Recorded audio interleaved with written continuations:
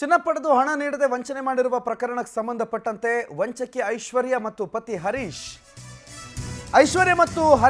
ಬೇರೆ ಬೇರೆಯವರ ಹೆಸರುಗಳನ್ನು ಇಟ್ಕೊಂಡು ದೊಡ್ಡ ದೊಡ್ಡ ರಾಜಕಾರಣಿಗಳ ಹೆಸರು ಬಳಕೆ ಮಾಡಿ ಚಿನ್ನ ವಂಚನೆ ಮಾಡಿರುವ ವಿಚಾರಕ್ಕೆ ಸಂಬಂಧಪಟ್ಟಂತೆ ಪೊಲೀಸ್ ಕಸ್ಟಡಿ ಇವತ್ತಿಂದ ಆರಂಭ ಆಗುತ್ತೆ. ಜನವರಿ 6ರವರೆಗೂ ಅವರಿಬ್ಬರನ್ನ ಪೊಲೀಸ್ ಕಸ್ಟಡಿಗೆ ಕೊಟ್ಟಿದೆ ನ್ಯಾಯಾಲಯ. ಡಿ.ಕೆ. ಸುರೇಶ್ ತಂಗಿ ನಾನು ಅನ್ಕೊಂಡು ಕೋಟಿ ರೂಪಾಯಿ ವಂಚನೆ ಮಾಡಿರುವ ಪ್ರಕರಣದ ವೇಳೆ ತನಿಖೆಯ ಸಂದರ್ಭದಲ್ಲಿ ಸಾಕಷ್ಟು ಮೋಸದಾಟ ಬಟಾ ಬಯಲಾಗಿದೆ.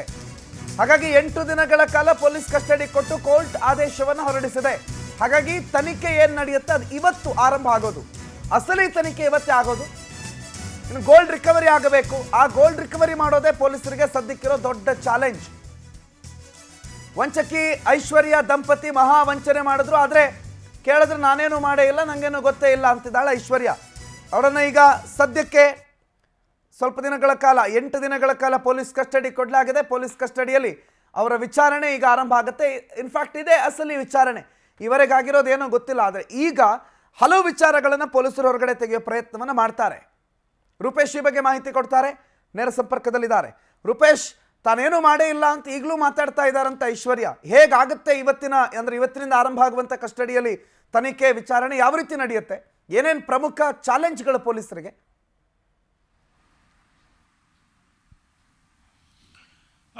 ಪ್ರಣೂತ್, ಮೊದಲು ಐಶ್ವರ್ಯ ಗೌಡ ಪ್ರಕರಣವನ್ನ ಪೊಲೀಸ್ನವರು ಅತ್ಯಂತ ಗಂಭೀರವಾಗಿ ಪರಿಗಣಿಸಿಲ್ಲ ಅನ್ಸುತ್ತೆ. ಯಾವಾಗ ಡಿ.ಕೆ. ಸುರೇಶ್ ಅವರು ಕೂಡ ಪೊಲೀಸ್ ತನಿಖೆ ಆಗಲಿ, ಸಮಗ್ರವಾಗಿ ತನಿಖೆ ಆಗಲಿ ಅಂತೇಳಿ ಪತ್ರವನ್ನು ಬರಲಿಕ್ಕೆ ಶುರು ಮಾಡಿದ್ರೆ ಅವಾಗ ಒಂದಿಷ್ಟು ಬೆಳವಣಿಗೆಗಳು ಅತಿ ಶೀಘ್ರವಾಗಿ ಆಗ್ತಾ ಇದೆ.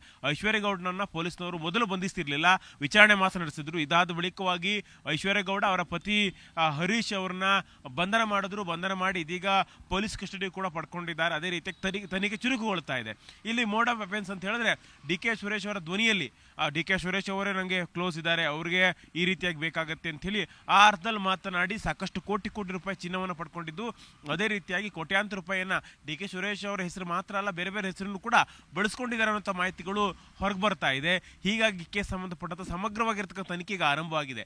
ಪೊಲೀಸರಿಗೆ ಒಂದೇನು ಚಾಲೆಂಜಿಂಗ್ ಅಂತ ಹೇಳಿದ್ರೆ, ಯಾವುದೇ ಒಂದು ಪ್ರಕರಣದಲ್ಲಿ ಆರೋಪಿಯನ್ನು ಅರೆಸ್ಟ್ ಮಾಡೋದಲ್ಲ, ಆರೋಪಿ ಏನೇನು ಅಪರಾಧ ಮಾಡಿದ್ದಾರೆ ಅದಕ್ಕೆ ಸಂಬಂಧಪಟ್ಟಂತ ರಿಕವರಿಗಳು ಮಾಡೋದು.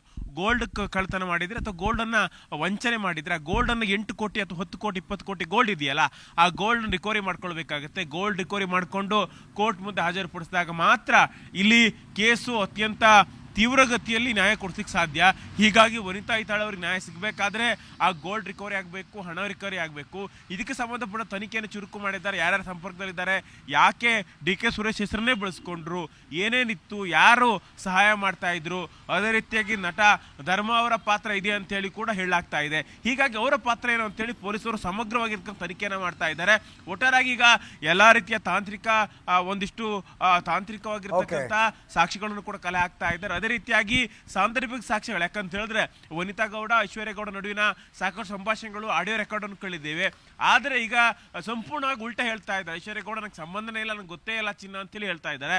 ಆದ್ರೆ ಆಡಿಯೋ ರೆಕಾರ್ಡ್ ಸಂಪೂರ್ಣ ಹೇಳ್ತಾರೆ, ಒಂದು ದಿನ ಟೈಮ್ ಕೊಡು, ಇಷ್ಟು ದಿನ ಕಾದಿದೆಯಲ್ಲ, ಒಂದು ದಿನ ಟೈಮ್ ಕೊಡು, ನನಗೆ ಹೆಂಡತಿ ಗಂಡ ಮಕ್ಕಳು ಎಲ್ಲವೂ ಕೂಡ ಇದ್ದಾರೆ. ಹೀಗಾಗಿ ಸಮಸ್ಯೆಗಳಾಗಿ ಹೋಗುತ್ತೆ. ಯಾವುದೇ ಕಾರಣಕ್ಕೂ ಕೂಡ ಪೊಲೀಸ್ ಠಾಣೆಗೆ ದೂರು ಕೊಡೋದು ಬೇಡ, ಗಂಭೀರ ಮಟ್ಟಕ್ಕೆ ಮಾಡೋದು ಬೇಡ ಅಂತೇಳಿ ವನಿತಾ ಅವರ ಬಳಿ ಮನವಿಯನ್ನು ಮಾಡ್ಕೊಂಡಿದ್ದ ಆಡಿಯೋ ರೆಕಾರ್ಡ್ಸ್ ಇದೆ. ಅದೇ ರೀತಿಯಾಗಿ ಡಿ.ಕೆ. ಸುರೇಶ್ ಧ್ವನಿಯಲ್ಲಿ ಮಾತಾಡಿದಂಥ ಆಡಿಯೋ ರೆಕಾರ್ಡ್ಸ್ ಎಲ್ಲವೂ ಕೂಡ ಇದೆ. ಆವಾಗ ಕಾಲ್ನಲ್ಲಿ ಬೇರೆ ತರನೇ ಮಾತಾಡ್ತಾ ಇದ್ರು. ಈಗ ಅರೆಸ್ಟ್ ಆಗ್ತಾ ಇದ್ದಂತೆ ಐಶ್ವರ್ಯ ಗೌಡ ಸಂಪೂರ್ಣ ಉಲ್ಟಾ ಹೊಡೆದಿದ್ದಾರೆ, ಕೇಸ್ಗೆ ಸಂಬಂಧ ಇಲ್ಲ ಅಂತೇಳಿ ಮಾತಾಡ್ತಿದ್ದಾರೆ.